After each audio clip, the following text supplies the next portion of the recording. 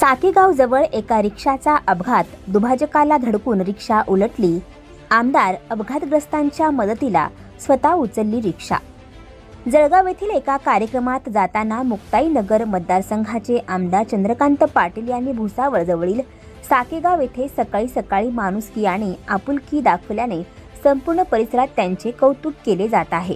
साकेगाव जवळ एका रिक्षाचा अपघात होऊन ती रस्ता दुभाजकाला धडकून उलटली. यावेळी आमदारांनी वेळ न गमावता स्वतः गाडीतून उतरून अपघातग्रस्त प्रवाशांना रिक्षातून बाहेर काढण्यास मदत केली. त्यांनी अपघातग्रस्त आणि घाबरलेल्या प्रवाशांना धीर दिला. तातडीने रुग्णवाहिका बोलावून जखमींना वैद्यकीय मदत उपलब्ध करून देण्याची व्यवस्था केली. आमदार चंद्रकांत पाटील जळगाव येथे एका कार्यक्रमासाठी जात असताना साकेगाव भुसावळ गावाजवळ एक रिक्षा महामार्गावरील दुभाजकाला धडकली आणि रिक्षा उलटली. रिक्षातील प्रवासी आकांताने ओरडत होते.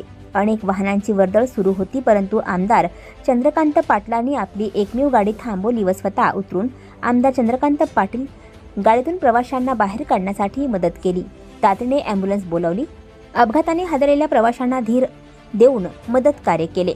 अलीकडच्या वातावरणात संवेदनशील लोक फार कमी आहेत. अशा वातावरणात एक विधानसभा सदस्य स्वतः अपघाताच्या वेळी लोकांच्या मदतीला धावून येतो आणि त्यातून संवेदनशीलता दाखवून मदत करतो. विधानसभा सदस्यांनी स्वतः अपघातस्थळी धाव घेऊन केली ही मदत नक्कीच कौतुकास्पद ठरली आहे. आमदार पाटील यांच्या या कृतीने त्यांच्यातील सामाजिक जाणीव आणि संवेदनशीलता, माणुसकी अधोरेखित झाली. या त्यांच्या कार्यतत्परतेचे साकेगाव परिसरासह संपूर्ण जिल्ह्यातून कौतुक होत आहे आणि आता हा व्हिडिओ व्हायरल झाला आहे.